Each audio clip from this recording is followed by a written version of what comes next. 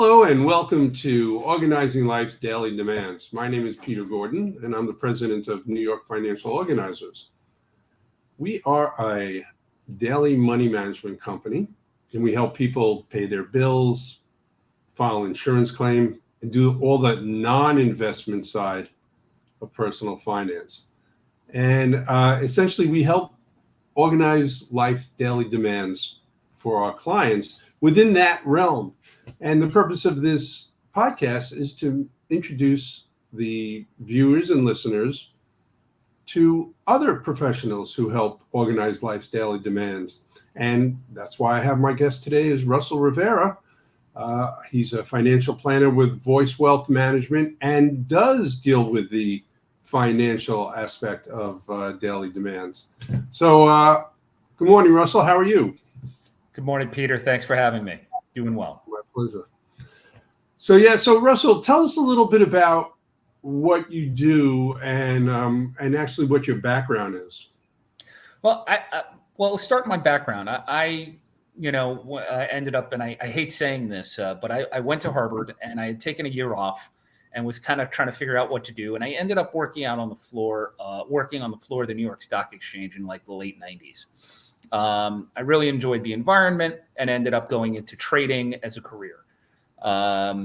Starting, working on the American Stock Exchange, being a specialist in, again, on the floor in various stocks and ETFs and those kinds of things.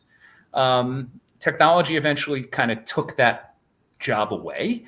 And I had to think about next steps. And I realized, I know what this stuff called money is, and I know how to help people manage it. And I know people don't know what's going on. And I ended up kind of in that realm.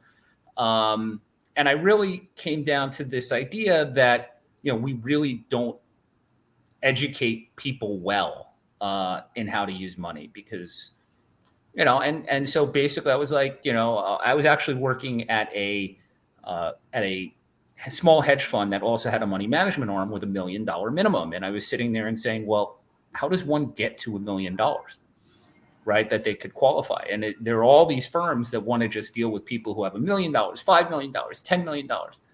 And I'm sitting there and going, well, you have to get there. How does one get there? How does Joe and Jane figure out how to get there? And I'm like, well, that's where I can come in and help. Because I think we really generally are undereducated in what that looks like. Yeah, I couldn't agree more. And it's a very interesting approach. So what did you do? What was the first steps you took to become a financial planner? Well, I already had the licenses from trading, so that wasn't really an issue. I went to work with a small firm that I actually recently bought a year ago today, on the date of the interview. So. But it's understanding how, I have a CFA, I'm a CFA charter holder, which really is about, understanding how to analyze companies and analyze finances and do all of that. Really, that goes back to more of my trading and hedge fund days. But I'm also it's more of that's more of like an analyst. That's over and above a CFP. Right. And of course, later on, once I got into the business here, I got the CFP certification. So I have both of those and I'm put them together to help build portfolios for clients, but also obviously to help them manage the day to day. Some of them want me to do some of what you do and, help them create a budget and that kind of thing as well. Right. Right. And so what's your process of creating a financial plan? Well, the process really is starting with how people are using money, right? Someone comes to me and says, hey, I don't know what to do and I want to create something for the long term. I have to say, okay, well, how much money are you spending now? If you're making $200,000, that doesn't mean anything in and of itself. If you're spending $5,000 a month, absolutely, it's a lot different than if you're spending $15,000 a month. If you're spending $15,000 a month on a $200,000 budget, you're probably losing money and going into debt. So understanding how a person uses money and spends money is the first thing you have to know before you create a financial plan. Once you have that, then you can start saying, okay, are we using it well? Is this what we want to do?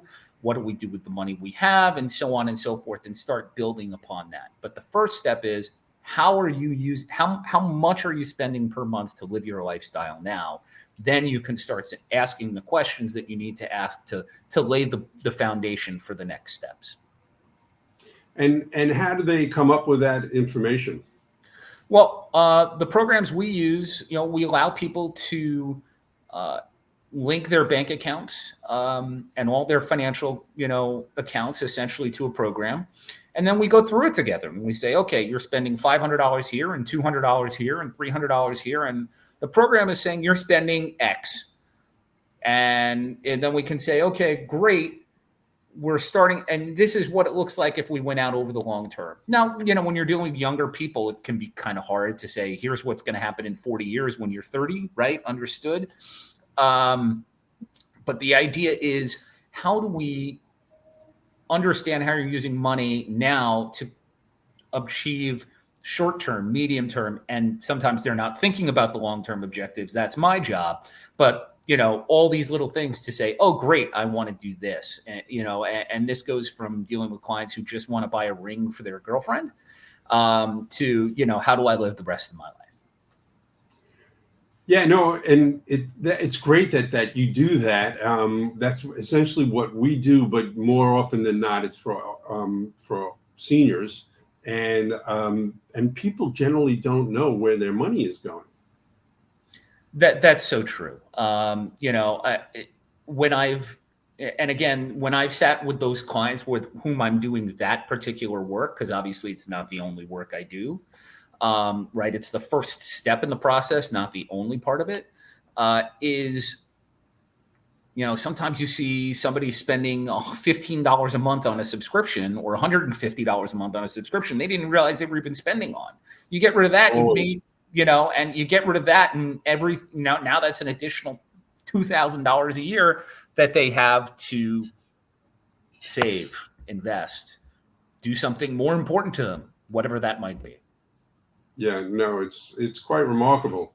And so who gets a financial plan? Anybody who wants one. But no, in the same thing, and that's the problem, is people don't think about it because they're so living in the now. But at the same time, who gets a financial plan? Somebody who's making a change, a significant change. They want to move. They want to buy a house. They want to think about ending their primary working life. They want to be able to pay for college, right? There are a lot of financial objectives people have. And a lot of times people think about it backwards. They think, they're marketed to about retirement. Well, great. That's the one big thing after you've accomplished all these other financial things you need to do. Buying a ring, paying for a wedding, buying a house, having kids, paying for college, buying the second house because you needed to upsize. All of those things have to happen first. And everybody's just worried about this one, or at least being marketed to on something that younger people, people in their 30s and 40s can't even envision because their parents are still working. And right. so you're sitting there and you're saying, no, let's deal with these things and we'll have the long term in mind and we'll do the right things for the long term. But we have to get you through these things and achieve all of these other milestones along the way that are important. We can't just think about this thing that's 50 years later. It's part of it, but we have to accomplish the near-term stuff too. And then we can worry about the longer-term stuff. So it's not just, oh, my kids are out of the house, now I worry about it. It's like, well, we have to pay service to all these other things that you can accomplish as well. Right. And so what does the plan look like? What do you mean by that? So like what do people actually get? Is there a physical plan? Are you online? Well, we have planning software that we use that we give our clients full access to, and they can play around, right? What if I saved an additional $200 a month? How much more likely is that make me to accomplish A, B, C, D, and E, or accomplish it sooner? What if I, move, downsize my house? What if I wanted to buy a new house? What if something goes wrong? What can I stress test what's happening? And our online platform allows us to do that. And so we can work with it together. And you can go in and play around and make any changes that you want, because, and then of course we update every time we have a meeting. But the idea is, what if I did this? What if I did this thing a little different? How would that affect what I'm trying to accomplish, in all time frames? Right. You're able to present different scenarios and what that would look like. Why do you think people are so undereducated about their finances? Well, first of all, we've dealt for years with, we don't talk about money. Money is a taboo subject. Exactly. And as parents, so there are two, really, there's another element to it too. As parents, we want to protect our kids from dealing with the stresses of money. If we're stressed about it, we want to, right? We sit there and try to protect our kids from, oh, do we have enough money to do this, that, the other? And money is a tool, and money, right? And we all also emotionally have to deal with money, right? We all have our own money history. We all have, there was a lot of it. There was a little of it. Our dad took it and left it with nothing. Somebody stole, all sorts of issues that we bring, psychological issues that we bring to our view of money. And so the idea is, right, so we all have that view, but it's also just a mathematical tool. And so the job that I often have is to balance the facts, the clean facts without emotion, with understanding the person's emotional background and the baggage they bring to the situation. You put those things together and say, okay, we understand this, but what are the systems and processes that we can put in place to help you accomplish what you want? Recognizing you have this issue, we'll talk about it, and I want you to know about it, but here's how we get through that to accomplish what you want, because a person may be sabotaging themselves. So, and they may be doing it unknowingly. Right. So that's one thing. So obviously we've protected our kids, and that's one thing. The second thing is, I think, and some states are starting to do this, we really need to put financial literacy in the school curriculum. Couldn't and there are agree definitely more. companies Could not and agree more. nonprofits that are trying to do this inside the school curriculum, outside the school curriculum. A lot of them are doing good work. But at the same time, right, it's just math. And there's no reason you can't make it do it in a sense and integrate it with the math curriculum that's fun. I've gone into preschool classrooms and taught like foundations of money and spending just by playing store, right? And then just adding a little bit to it, right? Exactly. And understanding why their parents make money. What is it that their parents do? Right? What is it that happens? It's like, and then empowering kids. Imagine going to a 4-year-old or a 5-year-old and saying, people will, if you do something really, really well and people like it, they might give you money for it. Right? I mean, that's the buskers in the subway, and it's somebody who makes stuff on Etsy, and anybody can do it. And so it's empowering. Somebody selling lemonade on the corner. When they're young. Right. I was going to say, is somebody selling lemonade at a stand? Exactly. And so just starting there and saying, well, this is how it works, and this is why this happens, instead of money comes, whether it's the proverbial money comes from trees or doesn't come from trees, right? Or just comes from mom and dad because they don't want to explain it and work on it with you. So, I think we need to have, and of course there are parents who don't know much about money and can't teach those lessons. And so making it part of the math curriculum in schools, I think, is really important and will make for a better citizenry. And we're a capitalist society. Our world is built upon money, and our culture is built upon money. So it should be taught. I couldn't agree more. Right. And it's hard for me to believe, like even just, and part of it all, I think about how the math curriculum, has changed. Now they don't even teach addition and subtraction of math until 5th grade, according to Common Core, if I recall correctly. And we used to do that in 2nd grade. And so like we're delaying things. Or even the way we raise kids now is, right, like when I was 5 years old, going to the store, or, to go buy a pack of gum was something that I did. And so, I'd have to know how to correctly make change, even if I was buying a nickel piece of bazooka from a quarter. Absolutely. Yeah, buying a comic. And now a lot of times we, don't let 8 and 9-year-olds go out and do that on their own. So, right, it's about the use of money. It's about the use of math. It's in a real world context that we've made happen later. So we have to fill that in some other way, shape, or form. Yeah, no, that's great. So what would be a good approach to somebody doing their own financial plan? Sure. Part of my life is I sit here and I say, I'd like to put myself out of business because I'd like people to be empowered and know how to do this on their own.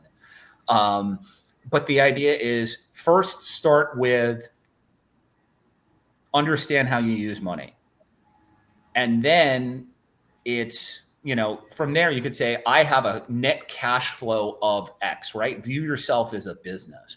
I'm saving, I'm profiting from my earnings $300 a month. I'm just pulling a number, right? Now, what do I do with that? And how do I make that money work for me? Right. And that's the key. The first part is, okay, I'm making more money than I'm spending. Great. Now, what do I do with it? Well, okay, I've got to have cash reserves. I've got to have, ways to make that money grow and understand what those are and how to make those happen. That's other things, obviously, I help with in my role as a financial planner, is helping people understand how they can use the excess money that they've saved over time to help have it work for them and help it build wealth. Right, that's the next step is, okay, I've taken care of my immediate needs in terms of having a positive cash flow. Now, what do I do to build wealth from there and protect what I have, right? And that's all part of building this tower of financial stability, right? Positive cash flow, protection, and a strategy for growth. And that's realistically what happens, right? Understand how to invest, understand how to protect risk through insurance and those kinds of things. It's a lot for one person to do if they're not, doing it on their own. And that's why professionals like us often are called in to help. Right. No, that's great. So, we know each other through networking, and you're a wonderful networker, and I'm looking forward to the Met game that you're sponsoring in a couple of weeks. And I'm curious, so how do you, I imagine most of your clients are through referrals, through networking, but talk a little bit about that. Well, right, I'm not alone in this person in this business having to meet people that way, right? You are definitely not. No, right, because when you're dealing with something as emotional, right, and foundational as dealing with a person's money, right? It's how, like you said, it's foundational to the world. It's how we live. We can't get by without it. We have to use it every moment of every day in some way, shape, or form, right? We're always spending it. In some cases, we're always earning it. And so you have to know who you're dealing with. You have to have trust with them. You have to have an understanding of, right? And that's why the personal referral is always the number one way, or the best way to get that relationship off on the right foot, right? So when I talk to somebody like you and they're like, well, I know somebody who's having an issue, and you can kind of discuss the issue and then make that, hey, I know Russell. I've worked with Russell before. I think he's really understands and can speak to your issues. That's where the referral comes in. And so it's understanding who I am, how I work with people, and would be the same for you, right? Who you are, how you work with people, and that you're somebody that can be trusted, because we're dealing with something that simply is, right, in some ways it doesn't define who you are, but it defines how you move your way through the world. And so, right, if you're not trusting of the person who's helping you move your way through the world, right, why would you work with that person? And so that just comes from having a positive, I guess, image amongst others to help make that relationship work. or start. I couldn't agree more. So I will say that we have worked together, and you are incredibly available and open to any suggestion and helping. I've had a great experience working with you. Well, And thank which is you. why I invited you to tell your story here. So I really appreciate you spending the time with me and talking about it. Thank you, Peter. I appreciate you having me on and the opportunity. What's the best way? I mean, we're going to put this information into the podcast Sure. and the video, but what's the best way to get people to contact you? So we've got 2 phone numbers. I'll give the easy one to remember first, but you can call us at 631-361-9000 or 646-630-0980. Both reach me all the time. So like you said, always available. I always want to be able to answer questions. I'll attest to that. I will attest to that. Amazing. And the other way to reach me is my email address is Russell, RUSSELL .Rivera, RIVERA @voice, VOICE wealth.com. And of course, we have our website, voicewealth.com. So you can visit us there as well. Excellent. Well, thank you. Thank you for the time, Russell, and thank you for the work you do. Thank you, Peter. You're very welcome. And so long, everybody. I will see you at our next podcast /video.